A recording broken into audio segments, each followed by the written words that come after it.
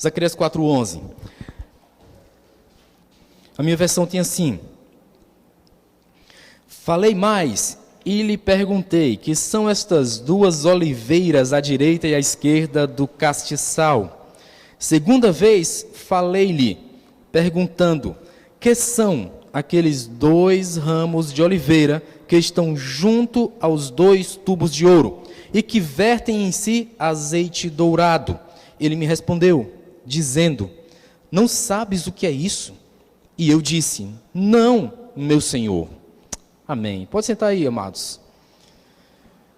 A minha oração é que Deus fale muito contigo hoje, te dê ideias novas, te dê planos novos, te dê missões renovadas, uma unção específica para entender tempos e movimentos. A minha oração hoje é que Deus feche uma visão na sua vida, assim como essa visão do profeta Zacarias que temos estudado nas últimas mensagens, é uma palavra de vida para a sua vida. Hoje eu quero falar do complemento final da visão, que é a visão do azeite dourado.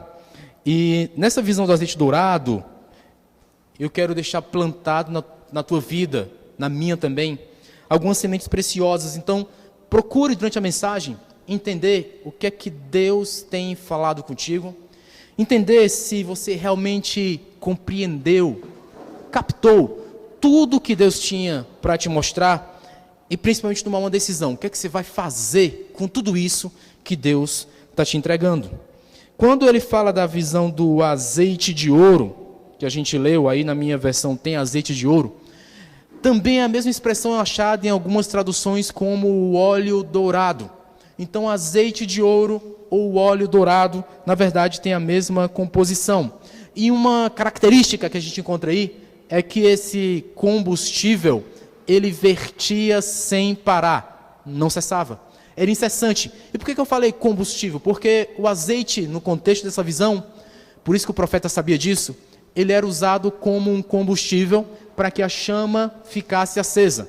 Então, se o azeite dourado ou o óleo dourado vertia sem parar, é porque ele alimentava esse candelabro, que nós já sabemos o que é, sem cessar. Sempre tinha óleo para queimar e dar luz nesse candelabro, nessa menorá. Então era um combustível que não parava. A minha esposa é uma excelente literária. Tem um livro famosíssimo, um clássico, Moby Dick. Tu já leu ou vai ler? Vai ler. Acho que vai ler. Moby Dick. Mas todo mundo conhece a historinha do Moby Dick. Qual é a historinha do Moby Dick? Uma baleiazona que foi caçada. Fizeram até um filme interessante sobre o... Agora faltou o nome do autor. Famosíssimo. Escapou. Mas o filme é sobre ele escrevendo o romance. Engraçadíssimo o filme. É No Coração do Mar. Impactante o filme. Mas o que ali representa no livro e também no filme? Aquela luta do homem contra aquele ser da natureza, né? A baleiazona, Moby Dick, uma baleia especial, muito grandona, era a luta. Porém, o que é mais forte dentro da luta? Herman Melville, obrigado. É o Herman Melville que escreveu. Então o que é que tem de mais nessa literatura, nesse filme, nessa batalha do homem com a natureza? Na verdade é o pano de fundo que me chama a atenção hoje. Por que eles caçavam baleias naquela época? Por causa da gordura da baleia. Mas pastor, por que alguém ia querer gordura de baleia? Porque era a fonte que queimavam as primeiras lâmpadas da época. Então a iluminação de uma cidade, a iluminação de uma sociedade começou com queimar lâmpadas. A lâmpada que tinha um combustível para queimar. Era usado gordura de baleia, como foi o pano de fundo do Melville, como também foi uma especificidade que a Bíblia relata bastante. O óleo o azeite, o óleo que era colocado na menorá, eram as lanternas daquele dia, eram as lâmpadas daquele dia. Achados arqueológicos encontraram alguns objetos ali na zona de Jerusalém e foram datados da época de Jesus, e o cara disse, era a lâmpada. Lembra da lâmpada do Aladim? é aquele negocinho ali, com aquela pontinha do lado onde o fogo ficava, mas dentro tem um corpo onde ficava exatamente o óleo para poder queimar, é o combustível. Sem esse combustível, a chama vai apagar, não vai ter luz. Sem erro teológico, irmão, esse óleo dourado aí tem um significado. Esse óleo dourado é o Espírito Santo, sem erro teológico algum. Qualquer bom teólogo vai dizer, sim, óleo na Bíblia é uma representação do Espírito Santo. Mas eu chamo a atenção para uma coisa interessantíssima nesse texto. Claro, é o original. A palavra para óleo dourado aí no original é zahav. E zahav significa exatamente ouro, por si só. Quando for falar em ouro, zahav.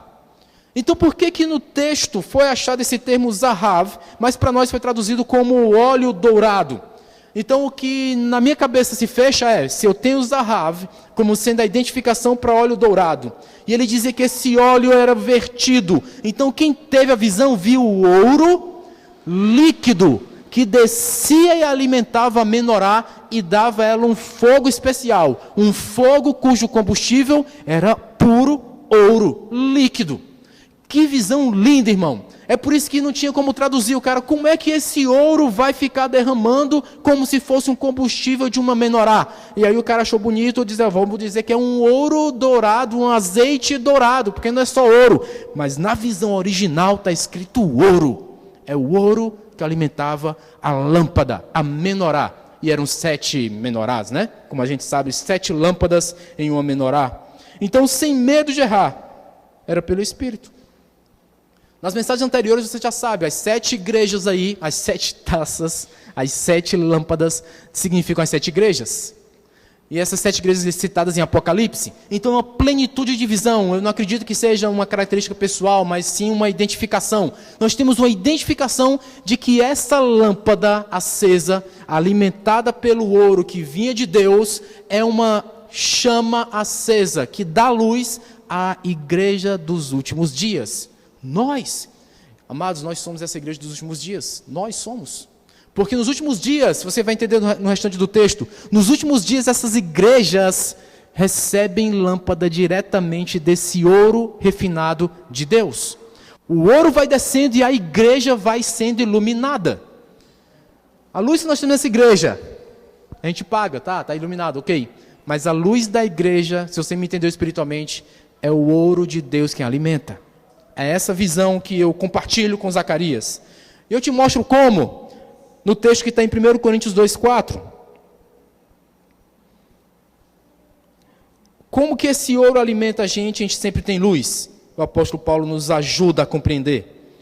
1 Coríntios 2,4, ele afirma assim: a minha linguagem e a minha pregação não consistiram em palavras persuasivas de sabedoria, mas em demonstração do Espírito de poder. Verso 5, para que a vossa fé não se apoiasse na sabedoria dos homens, mas no poder de Deus. Eu tomo essa fala aqui para mim, para dizer isso. Aqui, a luz que governa esse ministério, a luz que governa esse altar, não é baseada em sabedoria humana. Eu sei que todos vocês são inteligentes, eu sei que a gente tem uma mente pensadora, eu sei que a gente pensa, mas aqui o que se baseia é na luz do Espírito Santo. É por isso que o texto base nosso nessas mensagens não é pelo Espírito do homem, mas é pelo Espírito de Deus. Não é por força, nem por poder, mas pelo Espírito do Senhor. Então é pelo Espírito. Tudo que a gente faz aqui, se você está entendendo a palavra, tenha certeza, não é porque eu tenho capacidade persuasiva para te dizer, é porque pelo Espírito você começa a entender o que Deus fala contigo.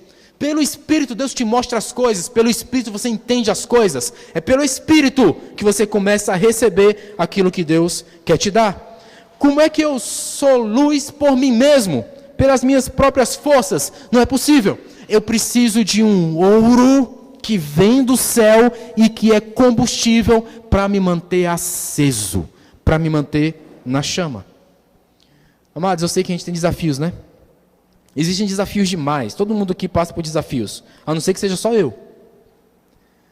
Tem coisas que aparecem na nossa vida que é além das nossas próprias forças, a não ser que seja só eu.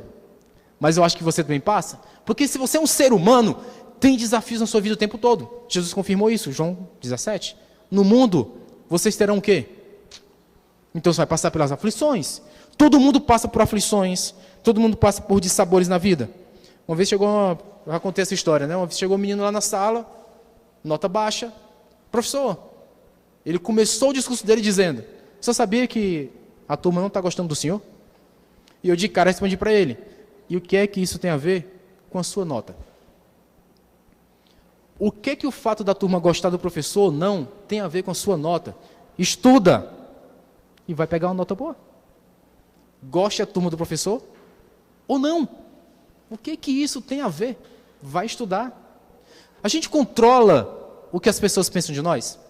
Nenhum controle sobre isso a gente tem, irmão. A pessoa entendeu o que você falou, a gente controla sobre isso? Não tenho controle nenhum sobre isso. Então por que eu vou me ligar em um controle que eu não tenho? Eu faço as coisas que eu controlo. Aconselhamentos que eu dou, a pessoa entende o contrário. Onde que eu tenho controle sobre isso? Não é pelo Fábio, não é pela força, não é pelo poder, mas é pelo Espírito do Senhor. Então, se o Espírito do Senhor não basta, o que é que eu posso fazer? Eu não posso fazer mais nada. Eu não consigo controlar o que as outras pessoas sentem. E sabe do que as pessoas reclamam tanto? Elas reclamam muito dos seus próprios erros, das suas próprias decisões. Eu não posso controlar a decisão de ninguém, eu só controlo a minha. Eu posso decidir as minhas coisas, eu não posso decidir por mais ninguém. Quem pode tomar decisões sobre a sua vida é você mesmo. E no final você vai reclamar de quem? Dos outros. É assim que é o padrão. Toma a decisão, erra na decisão e a culpa é de quem? Dos outros. E se é na igreja, a culpa é de quem? Dos pastores. Tomou a decisão errada, mas a culpa é de quem? Dos pastores. Os pastores são isso, os pastores são aquilo. Gente, isso é padrão, a gente já ouviu falar isso várias vezes, eu sei que é. Mas as pessoas são responsáveis pelas suas próprias decisões, erradas ou não. Então tome responsabilidade, né? Eu ia dizer, tome vergonha na cara, né? E seja responsável, mas é verdade mesmo. Tome essa vergonha na sua cara e seja responsável pelas suas próprias decisões, porque na verdade você é.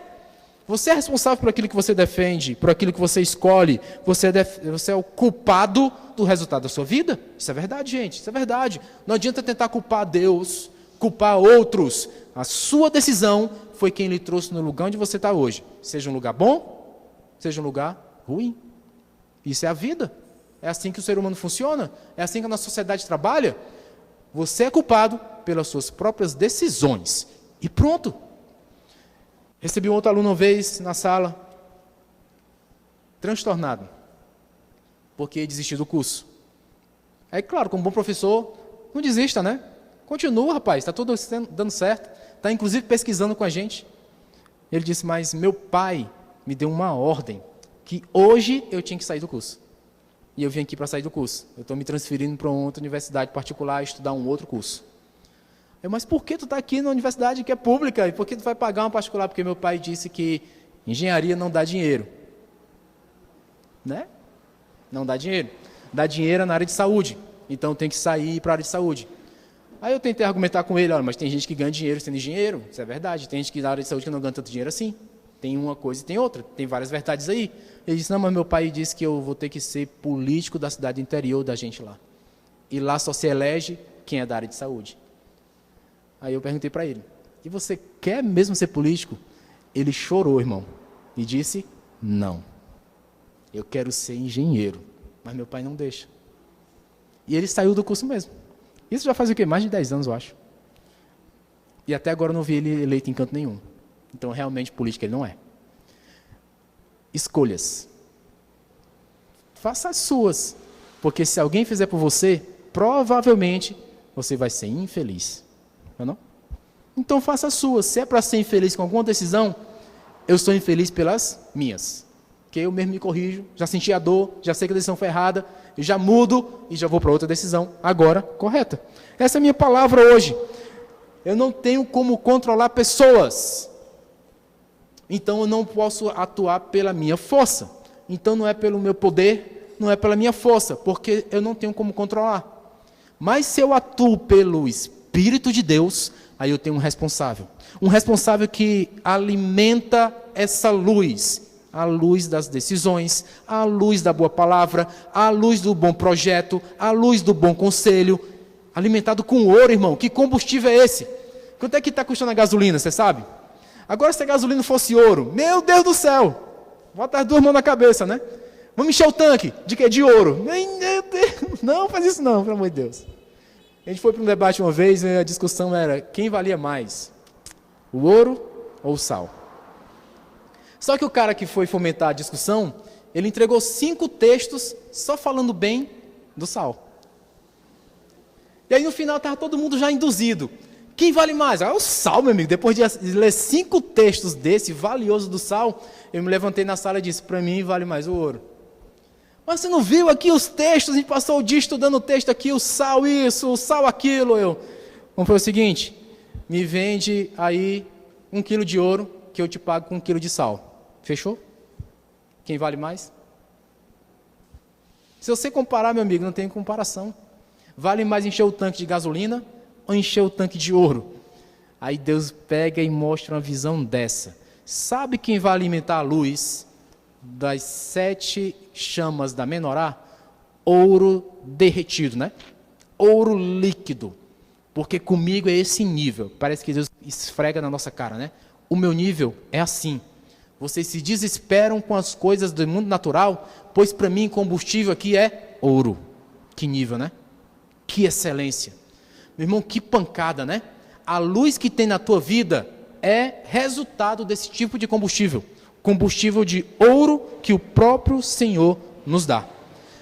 Tem coisas que eu não tenho como controlar. Tem coisas que estão além daquilo que eu posso fazer. Eu não tenho controle. Não é de mim. Então não é por mim, não é pelo Fábio, não é pelo poder. É pelo Espírito de Deus. É a minha chave. Qual é a minha chave para gerar isso? O Espírito de Deus. Quem poderá apagar uma chama acesa por ouro? Você já fez um experimento como esse?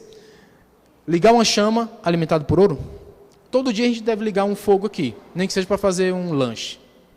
Tem lá o gás da sua cozinha, ou então você dá a chave do carro, tem a ignição, então você deu fogo ali no combustível, na gasolina. Em década de 90, no comecinho da década de 90, teve uma guerra do Golfo. E na Guerra do Golfo, o Iraque invadiu lá e tocou fogo em vários poços de petróleo do Kuwait. Em 4 meses, mais de 6 milhões de litros de petróleo queimaram de graça. Porque a ponta do poço de petróleo estava pegando fogo. Só isso. E o fogo não foi apagado rápido, tá? Demorou até o fim do ano, eu acho. E algumas técnicas eles usaram para apagar o fogo. Uma delas era injetar a água do Golfo Pérsico, a água salgada, com muita pressão na boca do poço, para extinguir o fogo por falta de oxigênio, né? Cortava o oxigênio e ali demorou mais de 1 ano para apagar todos os incêndios que foram colocados nas pontas dos poços de petróleo. E durante quase mais de 1 ano, queimou-se petróleo de graça no planeta Terra, nesse Kuwait. Enquanto não tomava uma providência, o fogo ia queimando, porque tinha oxigênio no ar o tempo todo, tinha o poço fornecendo combustível, queimava sempre. Até que alguém tomava providência e vou sufocar o poço com água aqui, sufocar para tirar o oxigênio, senão não apaga. Isso ensina para a gente uma característica do fogo que não se apaga. O fogo que não se apaga sempre tem combustível injetando e sempre tem oxigênio disponível. É o pilarzinho do fogo, né? Se sufocar, o fogo apaga. É assim que se apagava a menorá. Se tampava o fogo, apagou. Como apagava a luz naquela época em que caçava baleia? Era só abafar. Abafou o fogo, apagou. Até que você acendesse de novo. Não tinha interruptor, né? Isso me ensina muito sobre essa visão de Zacarias. Porque ele diz que o combustível nunca apaga. Nunca acaba. Ele jorra o ouro incessantemente. Mas, amado, por que tem crente que tem o fogo apagado? Porque ele está sufocado por alguma coisa. Porque Deus sempre está mandando o ouro como combustível. Mas por que às vezes a sua vida com Deus apagou? Alguma coisa sufocou. Alguma coisa que a gente diz muito, já vi muito isso, gente. Mais forte do que eu. É porque você está tentando fazer pela sua força. Não é pelo poder. Não é pela sua força. Mas é pelo quê, irmão? Pelo Espírito. É por esse ouro que o tempo todo sustenta a chama. Não pode deixar sufocar. Tem coisas que vêm e você não pode sufocar. Não deixa que a multidão de coisas sufoque você, senão o fogo vai apagar. Deus garante, sempre vai ter o Espírito. É só você não deixar se sufocar. Não se sufoque com nada. Se precisar descansar, descanse. Eu quero ler o versículo 10 de Zacarias agora. Zacarias 4:10. Porque aqui vai mostrar ainda alguma coisa que a gente tem que ver. Deus garante que o óleo nunca acabe. E o que é que eu faço com isso, pastor? Zacarias 4:10. Ora, quem despreza o dia das coisas pequenas, pois estes 7 se alegrarão, vendo o prumo na mão de Zorobabel. São estes os 7 olhos do Senhor, que discorrem por toda a terra. Amados, nós temos ainda aqui uma última faceta desse texto. Isso aqui é uma revelação para mim, que eu quero que seja para você também. Uma pergunta primeiro: quem despreza as coisas pequenas? Porque uma semente ela é muito pequena, mas depois vai gerar tanto fruto. Tem coisas aqui que a gente olha, nossa, mas é tão pequeno, mas depois gera tanta coisa. Tem tanto resultado por trás, que as pessoas até se impressionam. Como? De tão pouco pode sair tanto. Mas é esse o segredo de Deus. É por isso que o anjo perguntou para ele: quem despreza as coisas pequenas? Porque nós temos 2 posturas aqui. Primeiro é a postura de desprezo. É exatamente esse que está sufocado e o fogo apagou. Ele começa a desprezar as coisas. Se o fogo apaga na vida de um cristão, ele começa a desprezar os princípios de um cristão. Despreza. E aí, meu amigo, é uma decisão errada, atrás da decisão errada, atrás de outra decisão errada. Porque agora só gera desprezo. Despreza porque acha que agora é pequeno. E quem tem esse anseio de desprezar coisas pequenas, acaba deixando o pacote Deus num pacote bem pequenininho, digno de ser desprezado. É o que a pessoa acaba fazendo. Mas hoje eu quero te alertar para isso, porque o anjo deu uma revelação para ele. Aqueles que veem o prumo na mão de Zorobabel: pastor, o que é que isso significa, Zorobabel sacerdote? O prumo na mão dele era uma medida de equilíbrio, ou seja, eram os princípios, sem erro teológico eu digo isso, eram os princípios que estavam aqui representados, os princípios de Deus estavam na mão do sacerdote, e todo aquele que tem esse fogo que nunca apaga, que não é sufocado, quando vê princípio de Deus nas coisas, não despreza. Ele vê, mas é só um princípio, é só o começo, porque todo princípio é uma semente, é pequeno, é fácil de desprezar, mas é uma semente. Esse princípio aí, o anjo revela, esses 7, quantos? 7, esses 7 se alegrarão. O que eram esses 7, irmãos? As 7 pontas do candelabro, alimentados com ouro o tempo todo, por isso estavam sempre acesos. Quando vê princípio, se alegra logo. Quando vê a palavra sendo pregada, se alegra logo. Quando vê alguém ensinando o que é de Deus, se alegra logo. Despreza o que não é de Deus. É o inverso, porque ele diz: esses 7 se alegrarão, porque o tempo todo tem ouro como combustível para eles. A luz nunca apaga. Onde eles vão, está aceso, todo mundo vê. Isso aí tem uma luz diferente. Essa pessoa tem uma luz diferente. Tu é diferente. Deixa eu conversar contigo. Sempre tem, não sempre tem assim? Você é uma pessoa diferente, né? Parece que eu gosto de ti e não sei explicar. Essa semana eu vi isso. Uma pessoa que estava me tratando bem, me tratou tão bem, e no final disse: ele é pastor. E a Aratus me perguntou: e ele sabia que tu era pastor? Eu: minha filha, de alguma forma, todo mundo sabe que eu sou pastor. Quem se relaciona comigo, pode não ter nada a ver com igreja, mas se relaciona comigo, uma hora ele vai saber que eu sou pastor. Uma hora ele vai saber que eu sou dos princípios. Uma hora ele vai ver que eu sou disso aqui. E ele perguntou, tu não bebe, né? Assim, tu não bebe, né? Eu, não. Por quê? Porque ele sabe, eu sou dos princípios. Então, se eu sou dessa rota, eu não posso passar por algumas coisas. Desprezo aquelas coisas e me apego a essas aqui. Porque para mim isso aqui não é digno de desprezo. Porque tem óleo vertendo o tempo todo. Não posso desprezar, gente.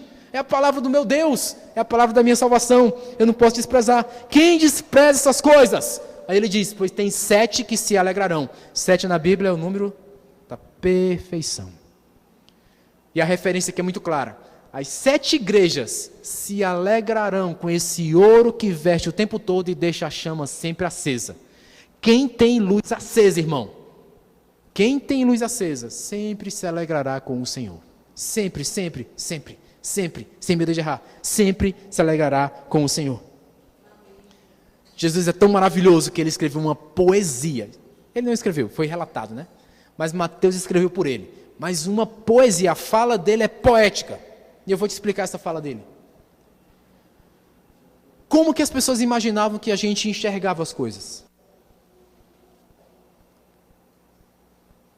Desde o começo, do princípio das coisas, a luz sempre esteve presente. Quando criou, disse o quê? Haja luz. Então a luz, pronto, ok, luz. E aí sempre se imaginou como é que o ser humano enxerga as coisas. 5 séculos antes de Jesus, Empédocles, filósofo, ele foi filosofar. Irmão, ele não tinha instrumento na época, ele não tinha ciência bem desenvolvida na época, então ele foi pensar sobre isso. Como é que a gente enxerga as coisas? E ele começou a ter uma percepção pela filosofia. Eu só enxergo as coisas quando tem luz. Então vai ver, ele começou a pensar, cada objeto fica lançando uma luz contra os meus olhos.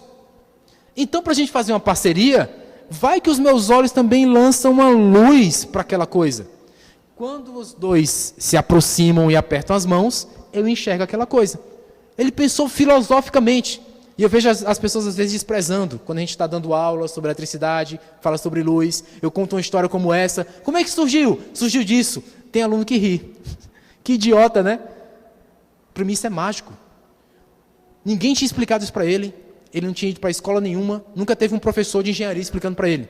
Ele começou a pensar e filosofar. Rapaz, sabe de uma coisa? Parece que eu só enxergo quando tem luz. E ele usou essa expressão, tá? É como se fosse um foguinho que saísse do objeto, e um foguinho sai dos meus olhos, quando se aperta no meio do caminho, eu enxerguei. Só que isso acontece tão rápido, que para onde eu olho, eu estou enxergando. Foi a forma dele descrever filosoficamente. Quando você avança na tecnologia, avança na ciência, alguém vai explicar quais são os efeitos da iluminação. Alguém vai contar o conceito de fóton. A luz é emitida. Então parece que o objeto emite luz mesmo. E essa luz vai chegando em direção aos seus olhos. E aí você vê como a filosofia gerou o conhecimento base para a ciência depois explicar pela ciência, pela pesquisa, pelo desenvolvimento, como as coisas realmente funcionam. Então eu não posso simplesmente menosprezar algo que era tão pequeno. Como é que o idiota desse reduz tanto a visão, um foguinho vindo das coisas, e um foguinho saindo dos meus olhos? Hoje a ciência sabe, a imagem é formada lá no fundo do teu olho, por uma luz que é emitida pelo objeto que você está vendo. É assim que funciona. Mas começou com uma pequena ideia. Vai que é um foguinho que vem e um foguinho que vai. No final deu certo. Começou pelo pequeno. Quem não desprezou, evoluiu e chegou na resposta final. Jesus faz uma poesia, irmão, que quem olha diz, meu Deus, que estúpido. Parece que está pensando que nem Empédocles. Mas se você ler o que Jesus está dizendo, você vai perceber que Jesus não estava defendendo que as coisas têm um foguinho que entra no seu olho. Mas veja o que ele está dizendo. O texto é Mateus capítulo 6. Mateus 6, 22. A candeia do corpo são os olhos. De sorte que se os teus olhos forem bons, todo o teu corpo terá luz. Se, porém, os teus olhos forem maus, o teu corpo será tenebroso. Se, portanto, a luz que em ti há são trevas, quão grandes são tais trevas? Uau! Eu já vi pessoas defenderem, tá vendo? Ó, Jesus falava sobre luz desse jeito, não entendia nada. Meu irmão, é nítido, é claro, tem luz sobre isso, de que não era a intenção de Jesus explicar os conceitos da emissão de fótons. Era? Na cara que Jesus aqui não queria explicar conceitos físicos para ficarem eternizados na Bíblia. É lógico que não. Mas ele poetizou tudo que as pessoas entendiam naquela época e trouxe para uma aplicação espiritual. Diz, o que é luz para você é como se você olhasse e visse luz entrando pelos teus olhos. Então, na tua vida, o que você vê ilumina você. Pôs os seus olhos, parece que tem luz. Ele diz como se fosse a lanterna da tua vida. Pôs os olhos lá, então você está vendo? Então tem uma iluminação aí. Alguma coisa tem te iluminado. É uma percepção que ele está dizendo. As coisas que você percebe geram luz dentro de você. Cara, isso é muito poético, isso é muito profundo. Isso vai além de qualquer definição física. É por isso que eu não posso pegar esse texto e dizer, ele estava tentando explicar a luz e errou. Não! Ele estava mais profundo. Tudo que ilumina você, você tem percebido. Agora, se a tua percepção, ou seja, esse sensor que você tem, os teus olhos, então se os teus sensores espirituais estão configurados para o que é tenebroso, para o escuro, aí ele diz, quanta escuridão tem dentro de você. É o ajuste que você faz da percepção da vida. Se a sua percepção é apagada, que escuridão vai ter dentro de você? Agora, se a sua percepção é alimentada por ouro, e a chama nunca apaga, sempre tem luz, você vai enxergar a luz de Jesus em qualquer situação. Isso aqui é salvação para nós, viu? Você não vai ficar no escuro nunca, se a percepção da tua vida for alimentada por esse ouro. Não é pelo poder, não é pela força, é pelo meu espírito, diz o Senhor. Esse é o fechamento da minha série de mensagens sobre essa revelação de Zacarias, diretamente da festa de tabernáculos em Jerusalém. E eu quero deixar essa semente plantada na tua vida. Ajuste o foco da tua percepção de vida, porque não é pela sua força, não é pelo seu poder, mas diz o Senhor, é pelo meu espírito, assim que é a revelação. Então o meu ajuste, a minha percepção de vida, os meus olhos estão ajustados, calibrados, para ver os princípios de Deus em qualquer situação da minha vida. Irmão, qualquer situação da sua vida, ajuste o foco, princípio. O que é que o princípio de Deus fala sobre isso?